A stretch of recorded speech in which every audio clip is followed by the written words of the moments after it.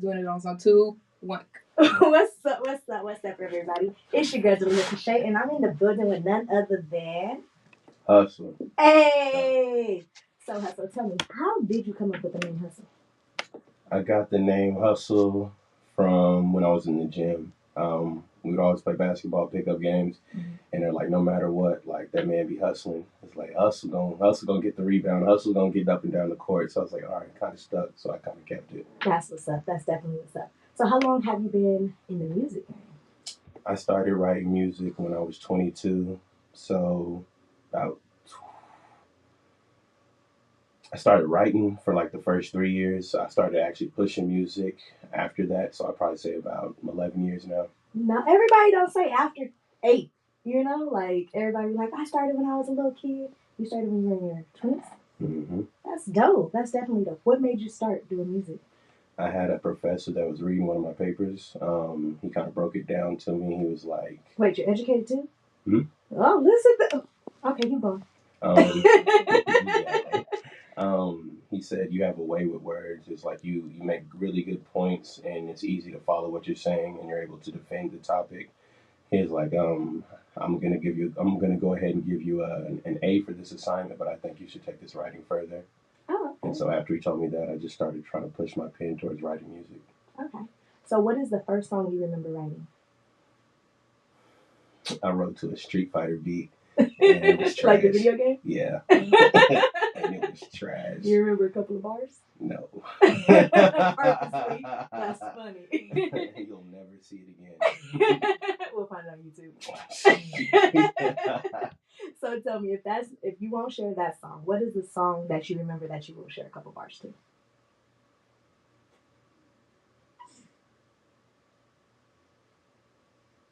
Luminary luminescence, God imbue with human essence. Pray to God to be a God. Heaven powers my blessings. You might think I think conflicted. I don't think you think specific. I done thought it out 1,000 times. All my thoughts done shifted. I done shifted in a civic. Now my life's on one accord. Accurate and accurate 150 can't afford. Stacking up the Pringles till the shingles hit the floor. Dog, I done had it rough. I'ma roof some more. Oh, that's dope. So, with all the music that you've done, what do you feel like is the hardest part about being an artist? Definitely recording. Recording? hmm Is it hard for you to record? It's hard for me to get in the mood to record sometimes. Writing comes easily to me, but whenever you're recording, you have to make sure your energy is right. Okay. Otherwise, it doesn't matter what you wrote, it won't come off the right way. So, what are some of the things that you do to get in the mood? 40, drink a bottle of OE. I'm not a heavy smoker, but if it calls for it, I might smoke a little bit, but not to the point where I'm just slurring my words and then all of a sudden I don't feel like doing it anymore. Now I'm just putting on movies or I'm like watching stuff that doesn't have anything to do with what I'm doing. Or I'll just reflect on life experiences, kind of look inward and then like see like what am I trying to say. Okay. So, what is the shortest amount of time it takes you to write a song? If it's a song I don't care about, if it's a bullshit song, 15 minutes. If it's a song that I really, really care about, but I'm still trying to write it pretty quickly, maybe an hour. Okay. So, what makes a song a bullshit song? Why would you produce a bullshit song? Sometimes I don't have any use for the song other than the fact that I want to say something and then just see what it does. That song I made, Have a Baby by Me, Baby Be on Welfare, that was a 15-minute song. You know, I don't appreciate these comments, so we're going to keep going. So, with music like that, with you doing songs that you feel are bullshit and then songs that you feel are doing something, at what point do you decide this is a song that can go somewhere? If it makes me feel anything, I'm one of those people where if I listen to a song that I really like, I'll kind of get goosebumps. Um, I guess a lot of people have that, but not everybody has that. Mm-hmm. So if it doesn't hit me like that, then I know it's just like a throwaway or like a Project B type song. But if it has something that just makes you feel something like spiritual or it makes like your aura flare up, then I know that's a serious song. Okay. So with all the lines that you write, because you consider yourself a lyricist, right? Mm-hmm. With all the lyrics that you have written, what do you feel is your favorite? probably a tie between scheming and matador. Scheming and matador. Okay, give us a couple of. I'm through with the bullshit. Niggas keep trying to bullshit. You get every verse of this magazine and every shot of this full clip. Dump the shells that got them patched up. Patch them all, they couldn't patch nothing. Put a cigarette to a nigga's neck. You gonna die drunken off of lit fumes. Junkie drunken off a lit spoon. Yo, bitch die in the same room. She heroin. I'm the villain. Mad-witted Victor Von Doom. Emotep with the mummy tech. I resurrect an Oxuna moon. Bring her back to life, then put that pussy in the tomb. I play for keeps, what I kill I keep. I keep you counting sheep. Wanna sleep? Sleep forever. Coroner gonna bring them sheets. Lay you down like a composition. Ain't no competition. It's just me and all my egos. Me, myself, and I be tripping. I'm a matador. Hey, that's dope. Olay. So, do you ever ghostwrite? I've ghostwritten a couple of times. Obviously, I can't tell you who I wrote for, but at least there's got a good 6 ghostwritten tracks out right now. So how do you, I guess, differentiate? How do you say it? Differentiate. That word. How do you do that with songs that you pick for yourself versus what you give to someone else? I study their catalog. They have to have at least 5-6 songs so I can get a good feel for it. Mm-hmm. And then I tell them what I want to write, and then I ask them about their experiences, so it doesn't sound too much like me, mm-hmm. and it sounds more like them. The technical skills are still going to be there, but I want it to feel like something that they would say. That's dope. That's definitely dope. I'm gonna give me a song, y'all. So, what projects are you working on right now? Right now, I'm working on a project called Local Scene. Mm-hmm. It's 21 tracks from producers from Oklahoma. I have another project called Gangrene. That's a 5-song EP. Then another song called Ronin. Another EP called Ronin. That's another 5 tracks. And then I'm doing a project with Major Way. And then I'm doing a project with Epic. Do you sleep?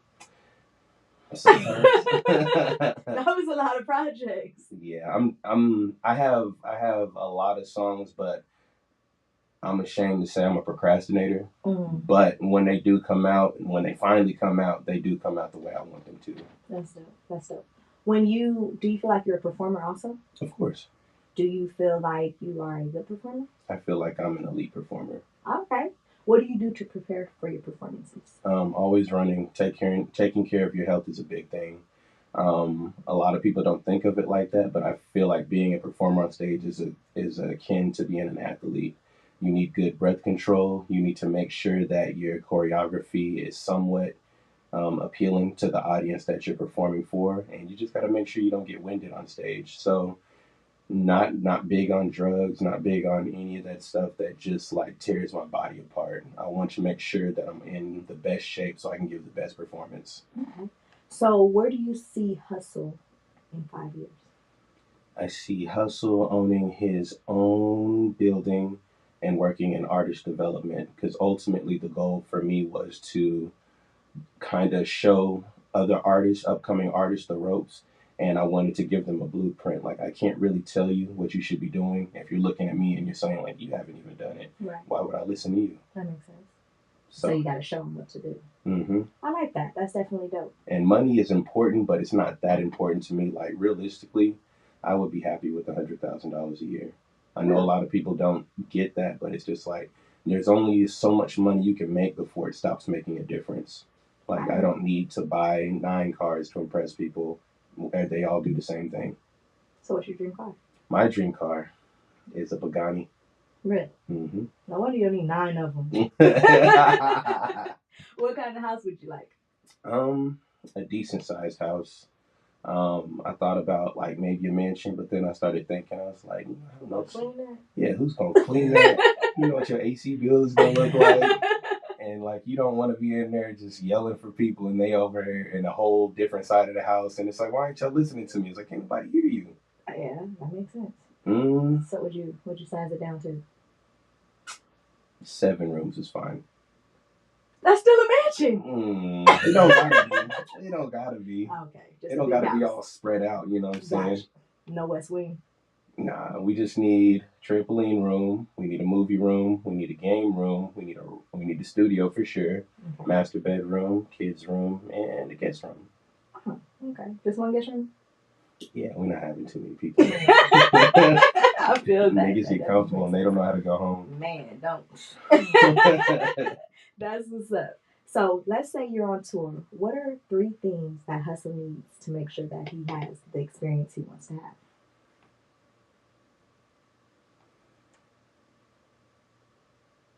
Let's go make sure you get on that stage. I'm getting on the stage regardless, but don't say that. They go like, I forgot the money. we need.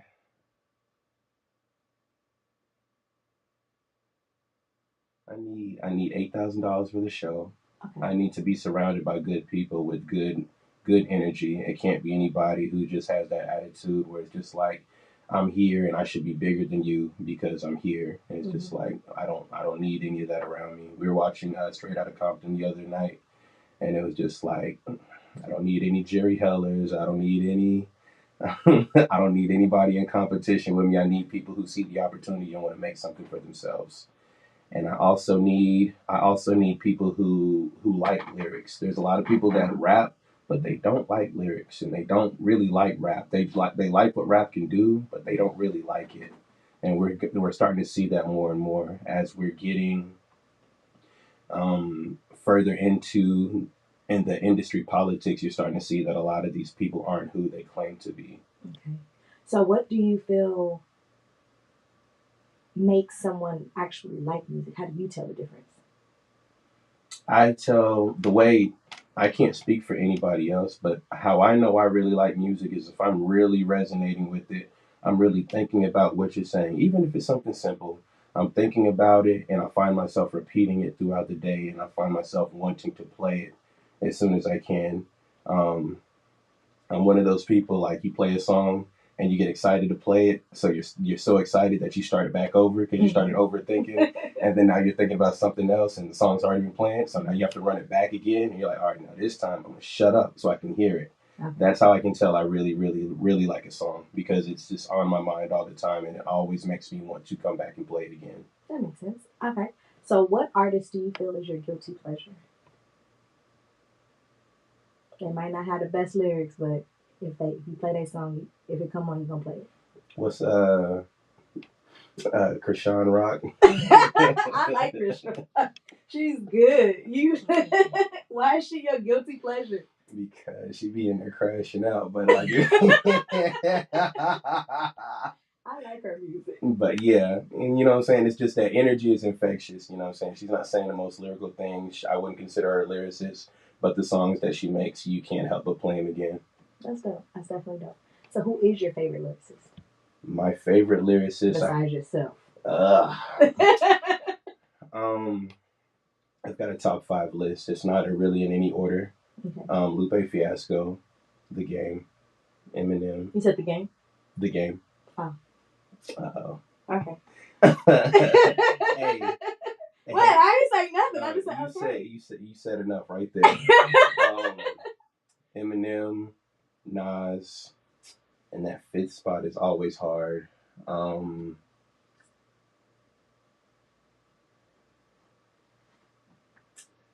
I'd probably have to say it's probably King Los or Absol right now. Okay. So if you could get a dream feature of those 5, who would it be? It'll probably have to be Nas. Nas? Okay. So the word with Nas is, a lot of people feel, not me, because I love me some Nas, that he's a lyricist, but he can't make a good song. How do you feel about that statement? I mean, it happens. I heard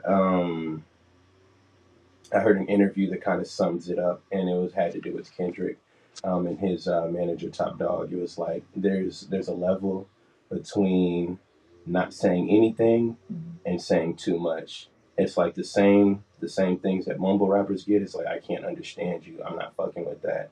It's the same thing top tier lyricists get. I can't understand you. I don't know what you're talking about. I'm not fucking with that. So it's like 2 opposite ends of the same coin. So you have to learn how to develop your mid range.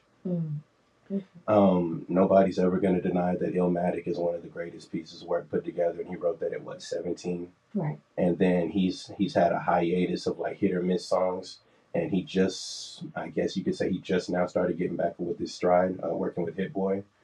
Um, I I listen to Nas regardless. You know, I'm one of those people that I'm gonna take the beat away and I'm gonna listen to what you're saying. I'm never gonna discredit you for that. So I mean, there's some songs I listen to. I don't listen to songs to be hip or to have other people enjoy them. I just listen to songs sometimes to dissect them. Okay. So you're one of those people who do turn on Nas. Of course. Okay, because you know they be like, ain't nobody ever tried to play a Nas track. Yeah, we don't chill with those people. That's what's up. So, with all the places that you've been so far with your music, where are 5 places that you want to go? Where's your dream tour? I want to go to Japan. Okay. They're going to fuck with it just off rip. Mm-hmm. I want to go to Hawaii. I definitely need to go to New York. I would love to go to Amsterdam, and gotta show love to Nigeria. So those are 5 places that I'd like to go. That's dope. What song would you take if you could only take one of your songs? What song would you perform at all 5 places? It's probably gonna be Scheming. Scheming? Mm-hmm. Okay, why is that? It has a broad appeal. It talks about everything. It shows off a little bit of my harmonizing, but the bars are still there, and the message is still something that everybody can relate to. Okay. So what made you write Scheming? Just life experiences in general. Mostly women, you know. Just been through a lot of relationships, a lot of experiences, and once you start trying to put it all together, you start realizing what's important to you. You know, a lot of people do music so they can attract women. I actually had a conversation with Babe about this, but it's just like some of the best lyricists are sex addicts, and I don't know what it is, but rapping at a high level and like promiscuity go hand in hand. But everybody has been in a relationship. Everybody can talk about their experiences. And it was kind of those things that kind of had me open up. I used to talk to a lot of rappers, and it's just like, are you able to go to the show today? Nah, man, my girl is tripping. I was like, why don't you just bring her? She ain't trying to go. I was like, okay, well, you still gonna come out? Nah, if I go, it's gonna be an argument and stuff like that. And it's just like a lot of people can kind of relate to that. So that was kind of the basis for Scheming. Okay. I feel like when I used to go to events, and like you said, a lot of people can't go because they aren't supported by the girls. I feel like the best artists aren't supported by the girls. The ones that are trash be having all kind of people there. But I just no comment. That's just something I remember back when I used to go to events. But anyways, no, way long time ago. So, with music and picking the songs, how do you feel like you do with marketing? Marketing to me is something I could be better at, but it's not something I'm really worried about, because here's the thing with what the type of music that I make. Mm-hmm. I make music that I want to hear. You know what I'm saying? I started making music because I wasn't hearing the type of songs I wanted to hear. So when rappers try to marginalize you and they say you need to be pushing this, you need to sound like this, and you need to follow this blueprint, you're trying to get me to sound exactly like somebody who's already out. Mm-hmm. We already have that person out. So if I'm marketing to get to that person's level, why am I doing it? Mm-hmm. I want to do my own thing, and I enjoy the freedom of doing my own thing. That's why I don't have a manager. That's why I don't particularly want to sign to anybody. I enjoy the freedom of doing what I want to do. If I want to put out 9 bullshit songs because I felt like it, I want to be able to do that. And nobody's like, well, that's not contractual. You're not honoring your contractual obligation. I don't want to hear that, mm-hmm. you know. But marketing is easier than ever. You really just have to have a budget. You have to have something that you believe in. You have to have something that looks professional. and you can push it on Facebook, you can push it on Instagram. It's not hard to buy ads for something, but the right ads. Don't buy 100,000 views. Somebody's like, I'll say 100,000 views for $40. It's like it's not going to do anything. Right. It's going to actually make people look at your stuff like that doesn't seem right. That makes sense. And it makes it look like you're pushing a gimmick rather than something serious. Okay. Do you feel like some gimmicks are useful? Some gimmicks are very useful. Okay. With everything that you've been through, what are 3 things that you would tell your younger self? Music-wise. You're going to get hated no matter what you do. So you might as well do what you want to do. Okay. There's no shortcuts. Everything is going to come with time. You might not hit your stride for a long time, but you have to ask yourself, is it something that you really want to do? And the third thing, I would tell myself, have fun. Because why are you doing this to be stressed out? Right. That definitely makes sense. So what's next for Husl? Husl is going to keep rapping, and he's going to continue pushing his pen, and he's just going to keep doing what Husl does. I love the third person. That's what's up. With everything that you've seen in music, do you feel like it's going up, or do you feel like it's going down? We're at at a breaking point where it's like people are trying to listen more, but they're still trying to push the same things that they want, And what I tell people is like, nobody in the music business has it figured out. The major labels don't have it figured out. Right. They just throw a bunch of money at stuff hoping that it sticks. And when it doesn't, you're the first person they let go.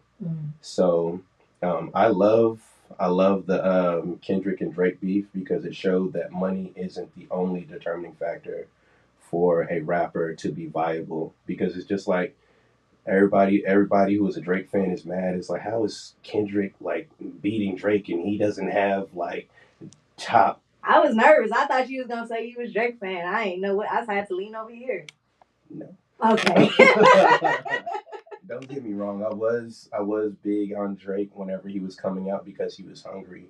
He had something to prove, and he was rapping. He was rapping like he wanted to be the biggest. And now that I'm hearing him now, it's just like you're rapping like you don't care and like it never mattered.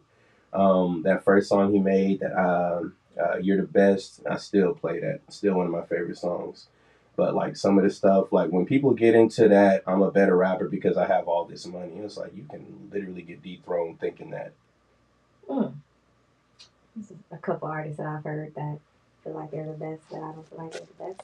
They didn't make your top 5, so we're not going to talk about them. And everybody's different, but that's what it's supposed to be. If the world was full of everybody that thought like me, this would be a boring planet. Okay. So I enjoy having different discussions with people who think different. Do you like Jay-Z? I fuck with Jay-Z. See, well, he wasn't in your top 5. So he's not in my top 5. Oh, okay, that's all that matters. Jay-Z has a really good mid-range. Mid-range, yeah, I like that. He's mid-range. No. No, that's what she said. I agree. I'm glad someone agrees with me. That's an amazing story. Okay. I'll make sure she don't put words in it. So if you had to work with a female artist, who would it be? If I had to work with a female artist, the female artists that I really wanted to work with don't seem like they're rapping anymore. But I would say Eve, Tierra Whack. There was a couple others. I'm not going to be able to mention them right now. I'm working with one of my favorite female artists right now, Queen Caution. So that's a dream come true. And I heard she could sing. She can sing. She can sing. I'm willing to work with any female artist that is not so much all about pushing sexuality. Like we understand, you know what I'm saying? There's a time and place for everything. But it's like if everybody's talking about the same thing, it's just redundant. It gets overdone. Well, you said the best lyricists were sex addicts. They are, but they find a way to channel that into things that don't have to do with that. You know what I'm saying? A good player in a game is going to show you a game that has nothing to do with what they're thinking, but it's just they're able to weave different thoughts into different energies. I don't really know how to break it down in a way that makes sense, but I was taught like this. Think and Grow Rich by Napoleon Hill, 48 Laws of Power, they all allude to the same thing. That sexual energy that people use, because you have to think whenever you're out using so much sexual energy in order for the pursuit of simply having sex, it drains you and you're taken away from your creative ability. If you've ever played sports in high school, your coach is going to tell you, don't fuck before the game because it's going to fuck you up. If you are an artist, if you're constantly putting all the energy that your creative energy into coming up with new ways to talk to women, you're taken away from your art. And then when you finally do put your art out and all you're talking about is sex, it's just like you're not having the same impact as you could if you coded it and put it in, because you got to remember it's an energy. And when you give it away, the next person has it. And if you're giving it away to somebody that is not in tune with you, then you're spreading it out, and it's like you're carrying their demons with you. All of a sudden you're mad, you're angry, you're upset, you're depressed for no reason other than the fact that you're sharing your energy with people who are low vibrational. That makes perfect sense. So, like, yeah, I understand. I have a couple of sex songs, but I'm not gonna make all of my art about that. Okay, that definitely makes sense. Do you feel like you're an easy person to work with? I feel like I'm easy to work with. I can't speak for anybody else's experience with me, but I try to be very attentive. I try to listen to what you're saying. I try to be coachable. I try not to be judgmental, and I try to come to an even ground if we're at odds. Like if we're just not budging on what we think, I try to come down to an easy common ground to make it to where we can compromise. When you compromise, nobody wins, but nobody loses either. That makes sense. So when it comes to doing a song with you on your project, do you feel like it's a certain level that a person has to be at to get on your project? I want them to completely be themselves. If the reason I'm not going to ask anybody to be on my project that I don't have respect for, and when they get over and we're starting to work together, I want them to be themselves. I didn't ask you to try to rap like me. I didn't try to ask you to rap like them. I wanted to rap with you because I like what you bring. Right. I want you to be yourself. Okay. And vice versa. If I'm there, I don't want you telling me, I need you to sound like this. It's like, well, then go get that artist, because I'm not that person. That makes sense. That definitely makes sense. Is there anything else you want to tell the audience? Pop out to Neighborhood Noise, June 18th at Hubbly Bubbly. Got your host, Queen Caution, doing her thing. She also got co-signed by Brother Lynch. Hey. Big things coming up, things on the rise. You have to just be who you're supposed to be. I know it sounds cliche, but you really have to be yourself, because we're in a world where everybody's trying to copy the next person. We have carbon copies of the very next person, and it's just like there's nobody who's trying to be authentic anymore. Okay, that definitely makes sense. Well, I thank you for coming to the show. I definitely thank you for having me on your show, Tishay. You gonna come back and do like a freestyle for us or something? You gotta have a beat. I know, right? I'm gonna have a crew too.